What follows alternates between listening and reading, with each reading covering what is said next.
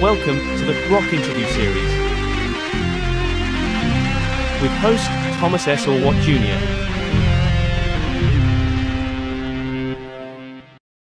Welcome to episode number 131 of the Rock Interview Series. I'm Thomas Orwatt Jr., and today is September 18th, 2025.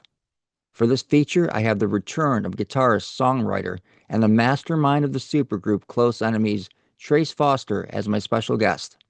During this interview, Trace gives us an update on the band Close Enemies, which in addition to Trace, consists of rock legends Tom Hamilton of Aerosmith on bass, Tony Brock of the Babies on drums, Peter Stroud of the Sheryl Crow band on guitar, and Chasen Hampton on lead vocals. In addition, Foster talks about the plans for Close Enemies' full-length release, the band's upcoming tour dates, plans for the future, and the stories behind their 5 released singles. So here he is, Trace Foster.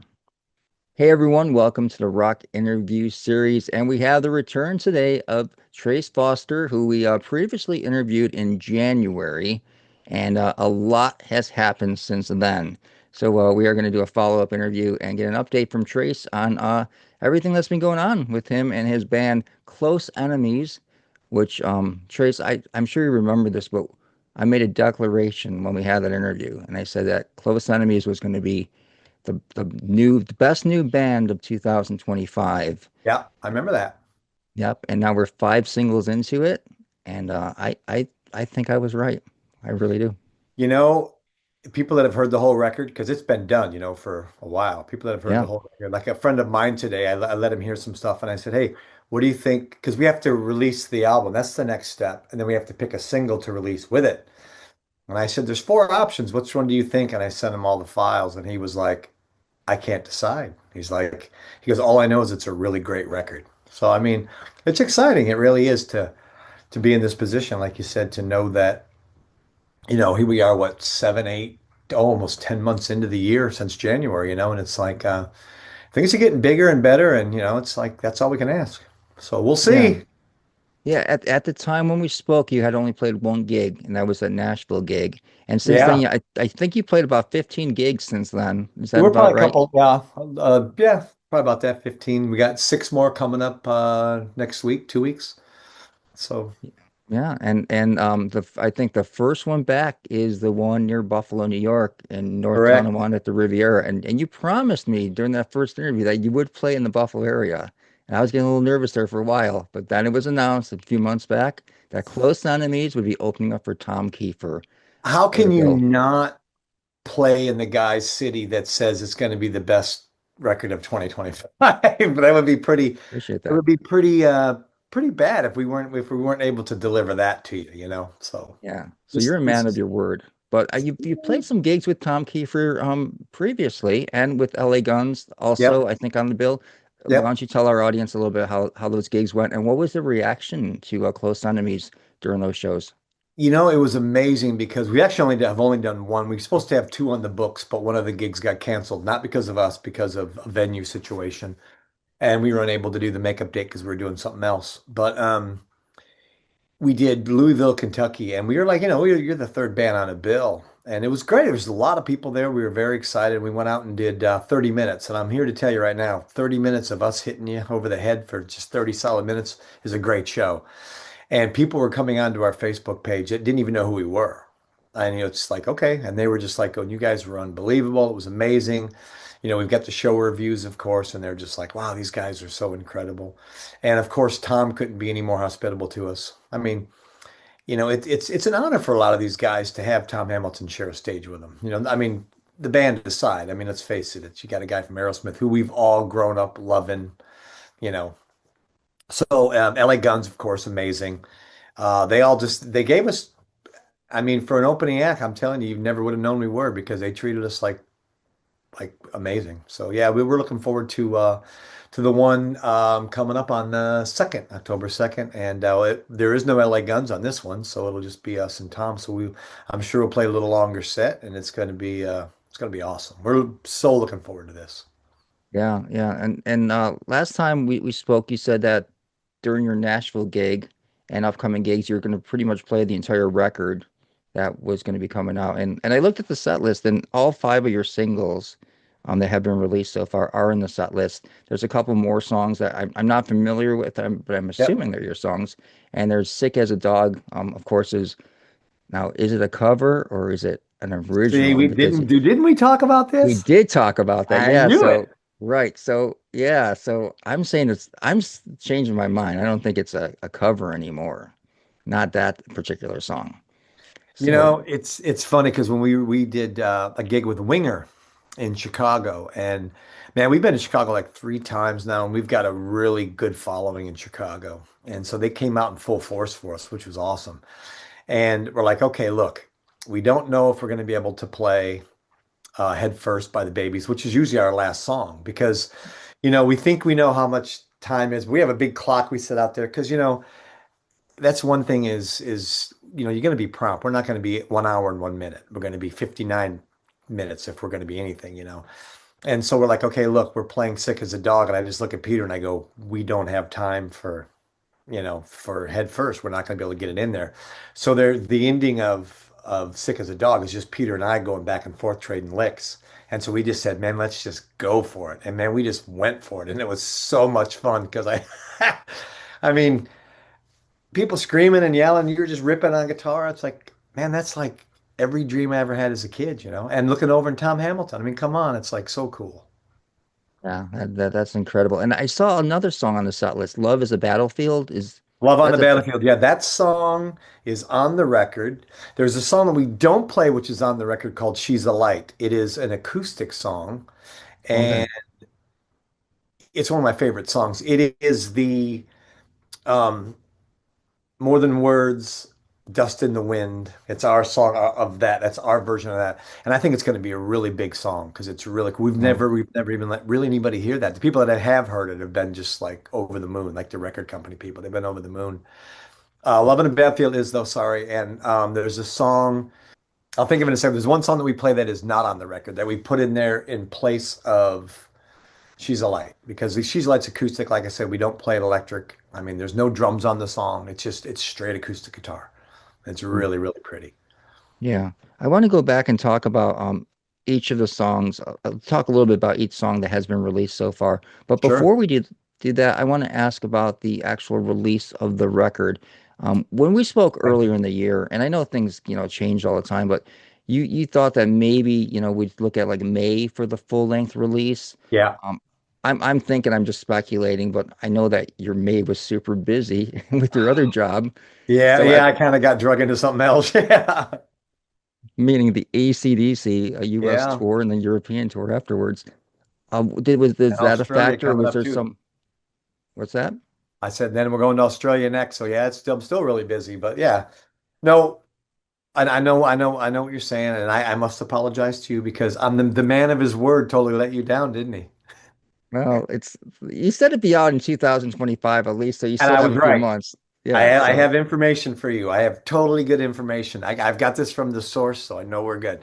What we're going to do is, well, first off, let me digress a bit. So the world we live in is not the world that we grew up in, where you release a record and then you tour for, a year, then you do another one. It's like if you release a whole record at one shot, 2 weeks later, you better have another record to release because people move on so fast. So our thought was to maybe release a single or two and then see how it goes and then release the record. But it actually went so well that we didn't want to not get more material out there and have it just kind of, you know, overlooked by people who bought the album, didn't have a chance to really get into the meat and potatoes of the album because there's a lot of really. I know you've listened to the songs. They're all slightly different. Their styles are mm, not the same. It's like you wouldn't know. I mean, it all works. When you hear the whole record, it fits together like a glove. It's unbelievable. You sit back and listen to it, and it just flows. But we didn't want to lose it. We didn't want to lose all the work we put into it, for a 2 week. Hey, this is really good. What do you got now? What do you got for me?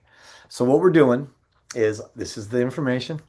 You can write this down. November 7th will be our release date for digital downloads. Okay. So, if you want to download it or, however you download your music, that is the day that'll be ready for purchase, November 7th. Now we are doing a show January 3rd, I do believe, at the Whiskey.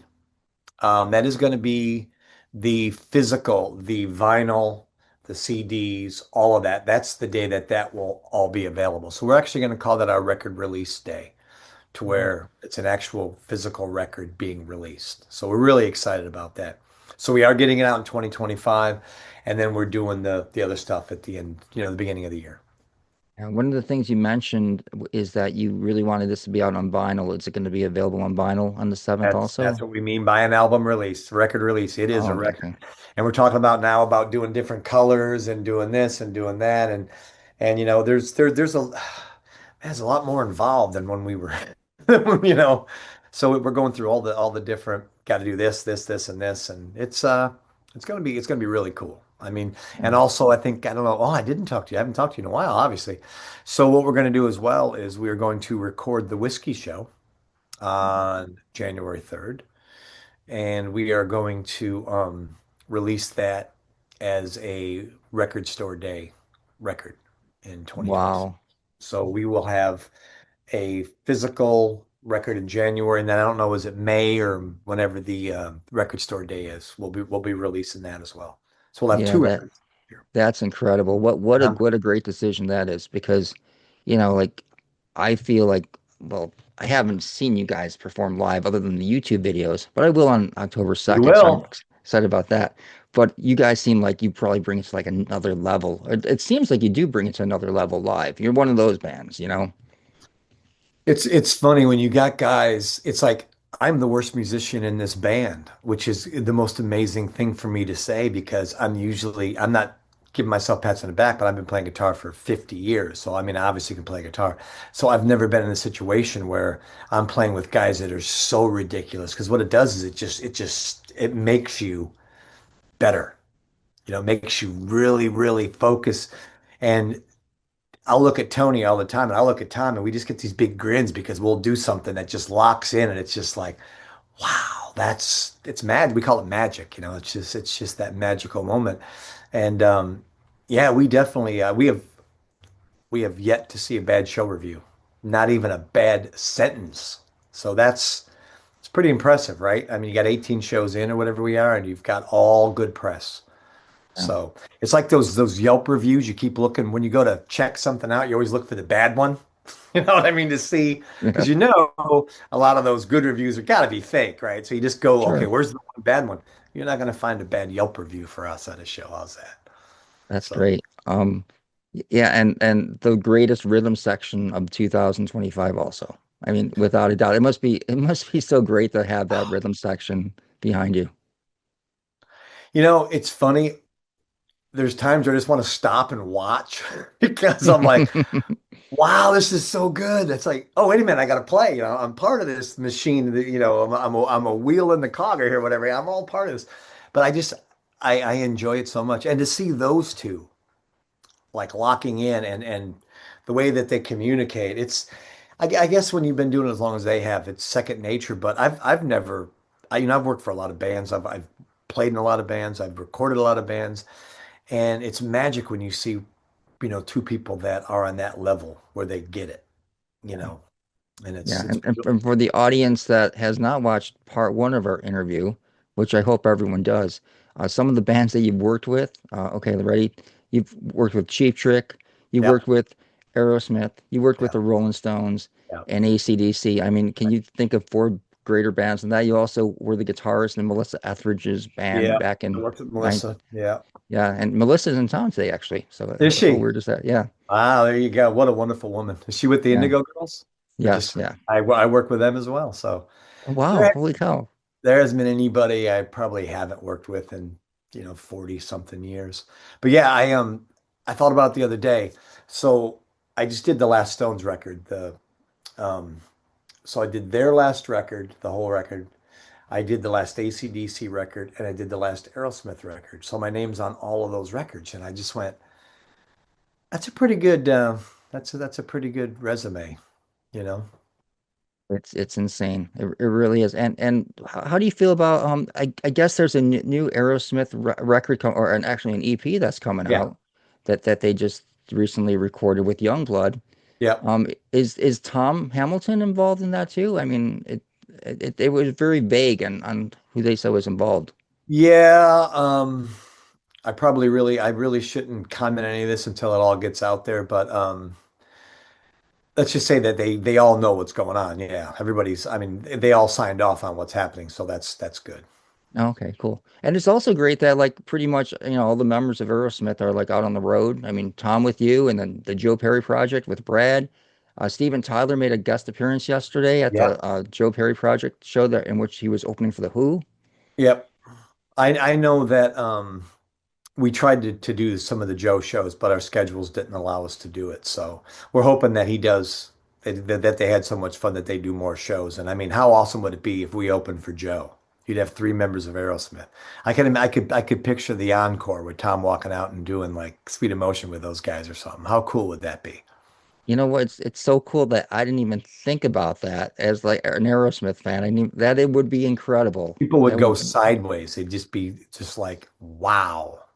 Yeah. yeah, yeah, And you that get would be, Steven up there somewhere, and it's like, okay, there it there it is. is. Right? He's There it same way. is. Right. Exactly. There it is. Something we never thought you'd ever see. And it's great. I mean, and I love those guys. Man, I love Tom. I love all those guys. I mean, I've been working with those guys for 20 years. And of course, I grew up learning how to play guitar to all that to Joe and Brad. And I'm just glad that, that they're still here for people in some Yeah, shape or form. I mean, we all get old, right? We know that. It's like we can't stop that. yeah, But still be, it's people say, I don't know why. Perfect example. Why is AC/DC still touring? Well, you don't want them to tour, don't show up. When 80,000 people buy a ticket, they're going to play, you know? So it's just that. I mean, and people want to bring their grandkids to see what they grew up with, I mean, it's like, it's such a cool thing. yeah. And it's these bands and I actually think everyone complains about streaming, and not helping the artists. But I think in a way it really does help artists in some other fashion. They're not making the money per se on the songs, but I think as far as Yeah. exposure goes, I mean, look at like look at these legacy bands that are like playing bigger gigs than ever. Look what happened to like Buffalo's Goo Goo Dolls, who, Yep. they've always been. I work for those guys. You've worked for the Goo Goo Dolls too? Oh yeah, Wow. absolutely. Oh When was yeah. that? Oh gosh, I've been let's right before I started with AC/DC because I was actually on the Goo Goo Dolls when I got the AC/DC call. So that would have been 2014 maybe. No kidding. Yeah. Wow. I did that tour. Yeah, Johnny's a big AC/DC fan. He got really excited when he found out I was going to work for Angus. So, Wow. yep. That's crazy. Well, my point I was going to make was that, they've always done well in amphitheaters and, have really respectable numbers for years and years and years. But this year, they took it to the next level because all of a sudden Iris got super hot again. A song that's 30 years old It's got super hot. amazing. Yeah, and they were like now these amphitheaters that they're getting decent numbers with, they were just selling them out like one gig after another. That's And funny all, because all on the strength of that song I thought that becoming we would be a popular. good opening act for that too.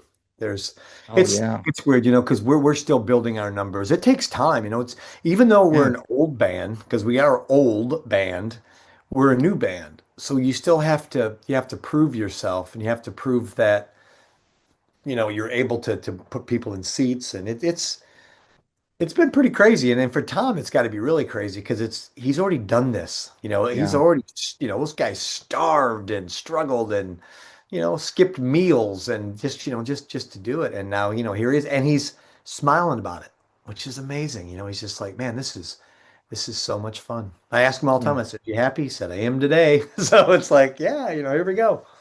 Yeah, and it's got to be exciting for him because it's been a long time since he's actually done it, like on this kind of Yes. way. Yeah.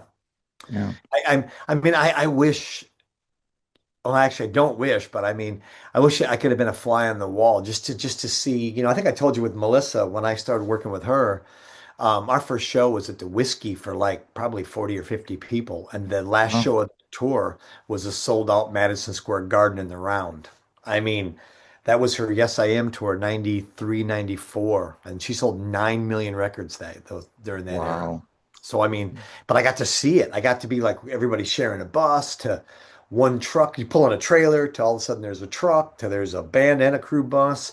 And then there was another truck. And then next thing you know, there's five trucks and we're going into theater. It was just like, it was really, really beautiful to see that, Yeah, especially for your first time around, experiencing that. Yeah, it was, and she was such a great lady. So it was beautiful. I mean, I can't imagine Aerosmith because, same thing. It's like, because those guys were very hungry and you could tell that they were like, they're going to just conquer, and it's like, it's so cool. And we kind of have Um, that same vibe where we just feel like, we st our, well, our motto is kind of like, we still have something to say, so that's what we're going to do. We're going to, we've still got the ability to play good music and write good music. And so as long as people want to listen to it, man, we're going to keep putting it out. and I think you're doing it the right way by going out with other acts and like, getting in front of that large audience. I mean, Yeah. although personally I would kind of like rather see a headlining show with you guys because I'm selfish, but I mean for you and the band, I think it's probably better to do it that the way you're doing it right now. Yep. Well, you can go to the Stone Pony or Daryl's house in Pauling, New York, Friday and Saturday after Buffalo. Oh yeah, okay. I'll put my request in to get out of work and I'll hit the road. There you go, Sounds man. good. Get in the car and do a little drive. And you can drive beside us. We'll wave to you. All right, cool, cool. So before we went off on this tangent, I did want to talk about I'm the sorry. songs. By the No, way, no, I it was apologize. my fault because I kept it going. It just has some really interesting things, and I wanted more detail on it. So the most recent single was released on August 8th, More Than I Could Ever Need, and that's Okay. it's again. You mentioned the fact that I mean, musically, you guys, the songs so far are very diverse, and you definitely don't have like one particular style.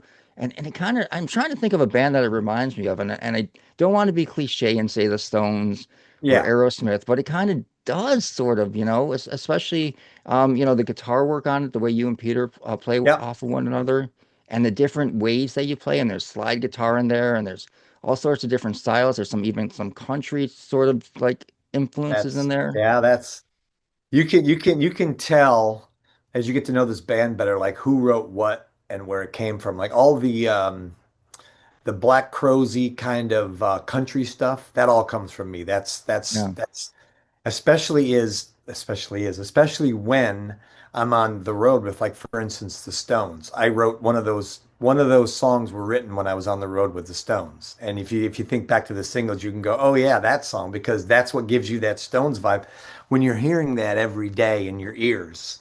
yeah. And osmosis, man, you're all of a sudden that just becomes kind of what you do. And hey, I'll take it because it's like, I wear my influences on my sleeve, It's like I think it's great.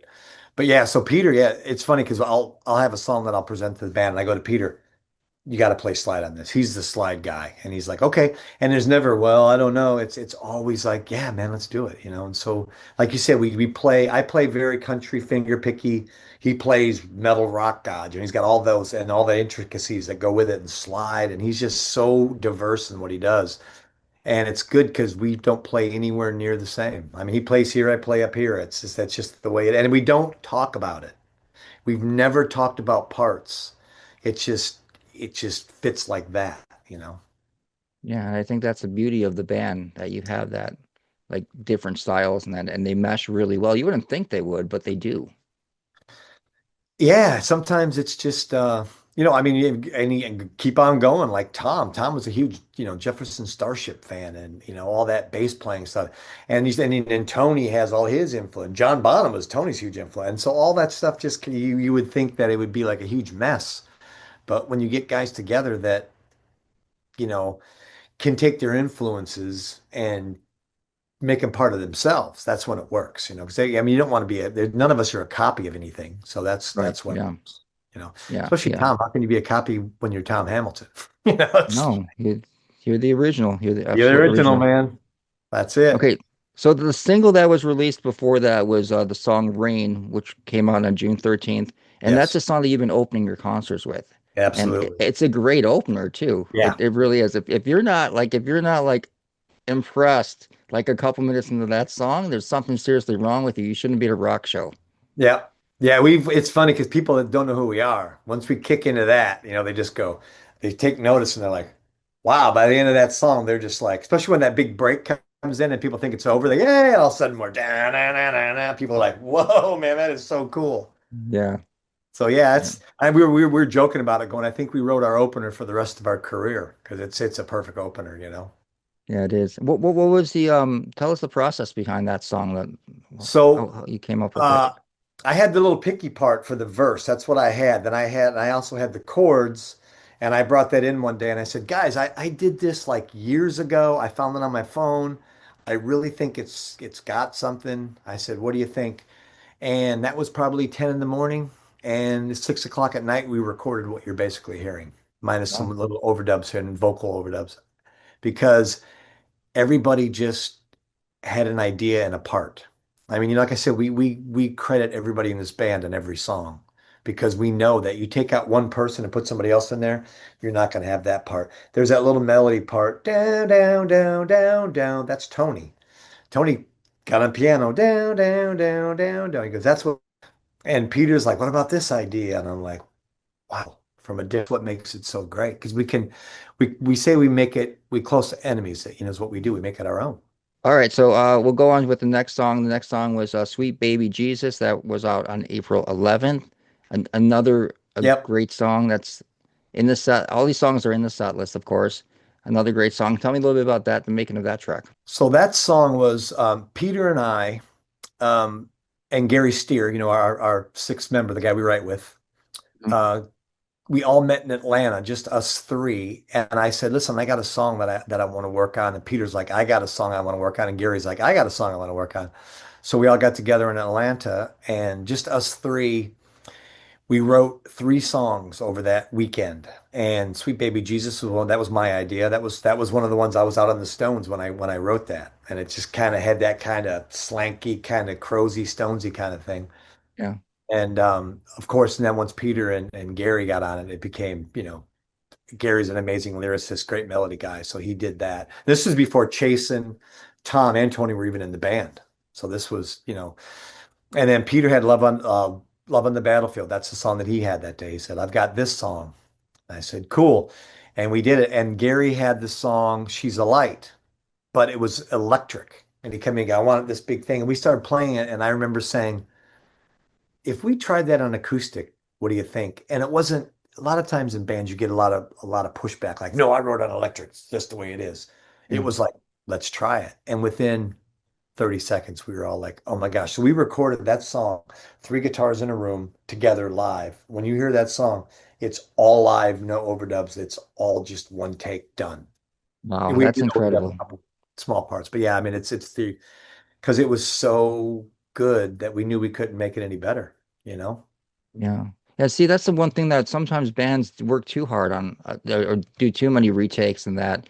Yeah, my wife has a great saying that she says to me all the time. She says, just remember, she said, the enemy of good is better because you always think Oh, that right. you make something better. And before you know it, you've either A, taken out the soul. You know, I've always been a person that just feels like I like to hear stuff as it was, not like after you've done way too many things to it. Because that's the world we live in now. Everything's got to be perfect, and you auto tune it, and you do this, and you do that. Man, we don't do any of that stuff. We don't play the tracks. We don't have recorded vocals. Can we just, we are what we are, and that's what we do, good or bad. Yeah, well, that's why you're the best new band of 2025. You That's the got, I formula. love that. Yeah. So good, so The, good. the second song that you Yep, released was Inside Out. That came out at the end of February. Tell yep. us a little bit about that song. That's a Gary Steer idea. Gary had this song that he presented to me, and he said, "Hey, I got this idea, and I think I may have changed a little bit here and there." And then we took it to Peter and the band. We played it as a band in Atlanta because, like I told you, we all go to Atlanta to Peter's house into the basement, which I like to call Wayne's World East. I think I told you because it's like you come down the stairs and come around the corner. There's the sofa, there's the tables, and it really feels like your parents are going to be home anytime soon, and you got to hurry up and do what you got to do. So it's the most comfortable vibe. We just sit around and play music, and Tony's got an electronic kit set up there, so that's what he records originally is with an electronic kit, and then we'll go into the studio and put real drums over it. But man, we've been able to get the most amazing guitar parts and write the best songs, and that was one of them. And we'll all be in a room playing it, and Gary will be sitting over there. I think this was written before Chasen actually. Oh, Chasen was there for Rain, by the way. Chasen wrote the lyrics to Rain. I forgot to throw that in there. And so Gary came up with, with the lyrics, and then we just we knock it out. Once we start moving, it's pretty smooth all the way to the end. Yeah. Yeah. And then the first single, and you said it's Sound of a Train. You Yep. mentioned when we spoke about this, you said that this was the song that you wanted to introduce the band to the world with, and there was a Yep. reason that was it. And back to Chase, and I know that you were a bit reluctant when you first when it was suggested that you brought Yeah. him on as a lead vocalist because he was more like in the pop vein, and then you heard a part of a song in which he sounded like a rock vocalist. And his vocals are incredible on all five of these songs. They really are. He doesn't. I'm glad he doesn't know it because it's funny because we do interviews with like management before we had all the before we got the people we have now and management and labels and distributors or whoever we'd have all the meetings and we'd all get on the meetings. We do these 5 people Zoom calls and then who we're doing the call with. And at the end of it, like management especially, I would say this, it's always my last comment. I'd be like, another reason you really want to work with us? And they go, what? And I go, how many Zoom calls have you ever been on with a singer that didn't say a word? He just listens and he takes notes. That's what he does. He's not that guy. Hey man, what about, we do this. Look at me. I'm a singer. Looking, these guys are the most humble, laid back guy. And he's just perfect, man. He just fits in with all of us. We're like, but yeah, I just love that guy. The more I do with him, the more I just love him. How can you not? Yeah. I mean, like it's really five guys that are all like really unique in their talents and come together to form this like brilliant band, which you don't really see too often. I And just want as and many all people because to of do you too. this. I'm not gonna lie, it is. It's all because I literally woke up one day and I said, "Oh my gosh, I'm not gonna be here forever, and I really want to do this one more time." Because like I told you, I've had record deals when I was in my 20s, and I pretty much drank everything away I've ever had, and all of a sudden, I've got 24 years of sobriety now, and I'm just like I would understand and respect and enjoy this more. So why don't I do this one more time? And that's how it all started, and Yeah. here we are. And you I you also you also were one of those rock stars that, went from, rags to riches also. You also lived in your car for a while in I Los did. Angeles and really paid your dues. Yep. Yeah, I remember I lived at 7-Eleven in my car, then I lived at Ralph's in my car, and then I remember I had to live at Ralph's. I couldn't move because my brakes went out in my car, so I couldn't drive my car. When I drove my car, I had to pull the emergency brake up to stop, and that really doesn't work that well. So, yeah, man, I mean, I definitely didn't wake up one day sitting where I'm at. It was definitely a long, hard road. That's why I think I appreciate, you know, everything I have and more than, I can't even tell you how appreciative I am like of you and anybody that I just this is wonderful. Again, I got permanent bruises from here to here from pinching myself. Was there ever a time during that period in your life where you thought of, maybe I should try something else because I don't know if No, this how much. No, you stuck to your guns.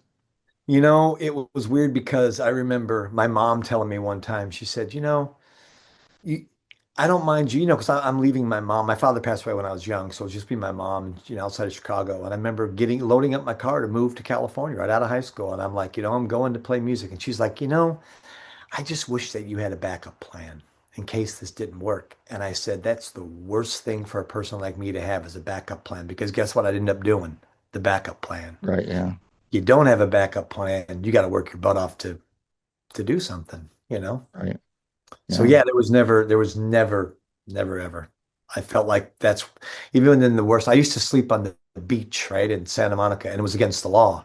So you would get like probably 15, 20 people. You'd all sleep on the beach in the same area together, and a couple of people would still be up. And they used to have the lifeguards or the security, whatever they were called, beach patrol. They would come on their little four-wheelers, and they had sticks, and they would hit you to get up and get off the beach because you're not allowed to be there. So there'd be like 2 people up. And then, however, there's always somebody that was still awake, and you'd hear him yell, "Beach Patrol!" And everybody would get up and grab your stuff and just start running. And for the longest time, I had a hard time sleeping all night because I'd wake up Wow. so I mean, yeah, there was some crazy stuff. Yeah. Yeah. I mean, you've lived such a very interesting and incredible life. Have you ever I know you have a lot going on right now, but have you ever thought about maybe one day writing a book about your adventures? There's so many people have asked me about this. Like, you should really do this, and I don't think anybody would really care. So I don't. I mean, but maybe when I'm sitting outside on my porch here and I'm done and I got my feet up and I'm drinking a cup of coffee, watching the dogs run around, maybe I'll start. It's all there. And I have a really good friend of mine who I tell everything, like all the crazy, funny stories, and he has them all written down for me. Oh, So wow. so it's there. Yeah, I mean, I don't think anybody else has had the experiences you have, and we're talking about like the A-list bands of all time, and you were there in the middle of it. I gotta tell you a quick story. I haven't. I'll tell you the short version of it. So I went out with this girl when I was in high school, and I met her mom, and her mom was psychic, and she really was because there's things that she knew that were really bizarre and just amazing, amazing woman. And she had told this girl that I was dating, she said, whatever you do, don't ever lose touch with that guy. She said, because he's going to be somebody. She says, I see him on a bus, but it's like a house. She said it's like she's talking about she's describing a tour bus because she didn't Right. know. She was Yeah. an old lady on an airplane with the Rolling Stones, which I thought was Wow. the funniest thing in the world. So I'm out on the Stones 5 years ago, whatever it was, and I'm walking down the street, and that memory of her saying that hit me, and it brought me to my knees. I was like, oh my gosh, 30, 40 years later, whatever it is, and there it is. Boom, because that happened. So I'm just Oh, like, this is insane. Yeah, because back then you're like, yeah, whatever. Yeah, me on the plane with the Rolling Stones, whatever.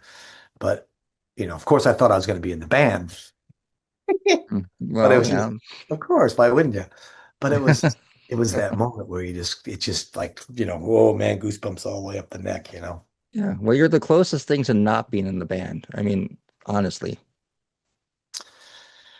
Yeah, I'm one of the few, that's for sure. Yeah. I just want to ask you a quick question about the AC/DC tour, that the Sure. North American one that unfortunately didn't come really near Buffalo, came to Cleveland. But they only were playing like a couple dates a week.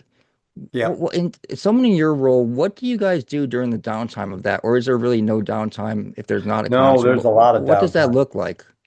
So obviously, they do 2 shows a week for Brian because Brian has to, recuperate between songs. Because I mean, let's face it, that's Yeah, it's a pretty tough task doing what he does, especially for a guy his age. And God bless him because that guy's amazing. But so we literally have like 5 days off a week. We don't minus travel days. So I don't know. I personally have a recording studio I bring with me, and I play my guitar, and I'll stay in my room. Like I said, I don't drink or anything, so I'll sit in my room and I'll work on songs, I'll write songs, I'll work on stuff we're working on, or I'll me and my partner will go for like we walk 6 to 8 miles a day in these cities just to get out and about. But if you were a drinker, man, I don't know how you could even afford to be on that tour because there's so much downtime, you know? yeah. If they play a city, do they travel right away to the next city, or do they stay over, or I don't is it really different each know. time? No. I Or I don't mean, really know. you, not the band, Oh you yeah, no, yourself. we'll travel the next day. We want to get where we're going, and then Yeah, we don't really knock ourselves out where we're leaving at 6 a.m. because like I have the job where I'm the last one in and the first one out, meaning that after everything's all set up, I come in and plug my stuff in, do a show. First thing that has to come out of there is all of the band gear so they can bring all the lights and everything down. So I have the shortest day of anybody, obviously. So, but some of those poor guys, they'll work till 2, 3 in the morning. It's a lot. It's a lot. It's a very big tour. So, we'll fly the next day, and then there's a few days off, and some people have to go in early. I go in show day usually and load in. So, how long did it take to set up that stage? I don't know. I think there's two of them. I think they're setting up one while we're doing a show on the other. I think they just Oh, piggyback okay. because I don't. You can't do that in a day. There's no way. Yeah, that's what I was wondering how okay, yeah, I can't even imagine the logistics of setting those. I mean, I'm doing a lot of stuff for us right now, like looking at finding hotels for us and doing all these things because, I'm familiar with it, so it just makes sense for me to do it. But man, I can't even imagine trying to move basically a small city around. yeah. Those guys are amazing. Our production team, those guys are just like, they're the best. There's a reason that they work for, the bands they do because they're the best. Well, back to Close Enemies. Do you have any definite plans for 2026 yet, or are you still working on that? Besides that gig and the live record and the, Yeah, you yeah, know, the stuff in January.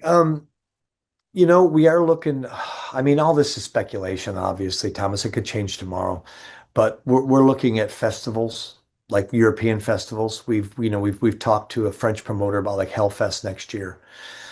And it'd be really nice if we could put some shows in Europe around that.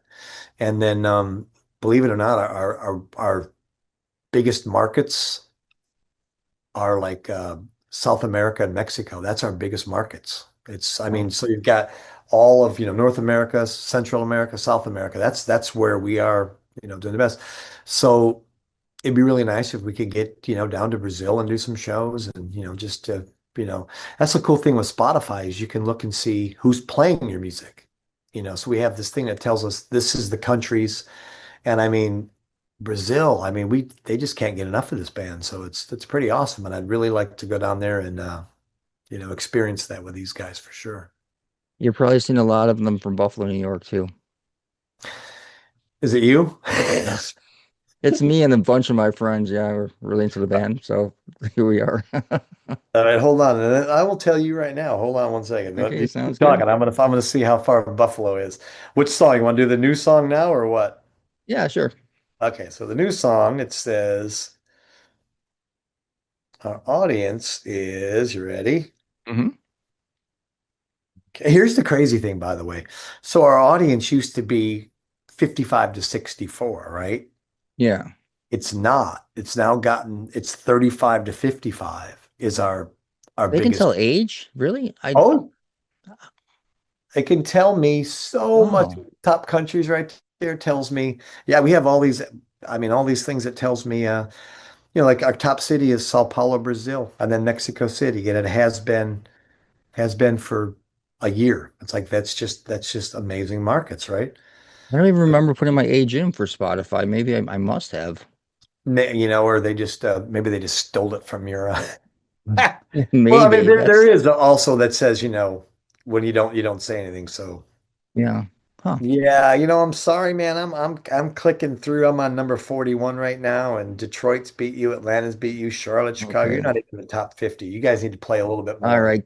Game on. We're Isn't ready. that crazy how you get all that information? So, but it's great because it helps you target where you really want to go. And, you know, could you imagine if they had that, back in the 70s to be cool? Okay, guys, we got to go do 4 shows in Detroit because that's our biggest market. Yeah. Be Yeah. cool. Yeah. It is. I mean, like I said, there are some good things to it. And of course, as a musician, you're not getting paid like you used to I for just your got music, but I got a check for $10.87 today. oh man. So I don't know how many millions of spins that is or whatever, but there you go. Yeah, I mean, how many spins do you have to get like, like I mean, like 100 grand. What would it be like a Isn't it like billion? 0.0003 cents per, Yeah. and then we split it 6 ways. So, oh my gosh. So $10, oh, that's a lot. That's a lot of a Yeah. lot of plays, so to speak. All But right. it's a weird world. I don't understand. Like we had a meeting today. Thank you for pushing us back because we had a meeting to learn how to use this other software that we're using, which is basically going to help us with our mailing list and all that stuff. And I don't understand any of it. It's like as soon as the guy said, "How you guys doing?" I just went, "It's already Charlie Brown's teacher." I have no idea what you're talking about. Chasen is the one that's really good at it. So I just keep going, Chasen, you get that? You get that? And he's like, so it's like, okay, we're good. Oh, all right. Well, is there anything else you'd like to tell the fans before we end part two of our interview? Oh man, I mean, I got a list. No, man, I just want to say I appreciate you. We appreciate everybody that has ever, commented or saw us or, showed us some love. And I would say even if you showed us some hate, but we haven't got any of that. And but I just think that if you guys give us some time, I think that we're gonna, we've got a lot of really cool things on the horizon that I think we're going to give you guys a lot of really good music that, people really still want to hear this music. We know that there's still a big fan base. I mean, AC/DC, perfect example, just shows that people still want to hear classic rock and roll. Yeah. All So right. just hang in there. And of course, our website is, closeenemiestheband.com, and we're adding shows all the time. There's stuff in January in California and Florida, and there'll be more coming up soon. So we just got to it's tougher for us because we got to add everybody's schedule, and then we figure out where we got holes to put shows in. So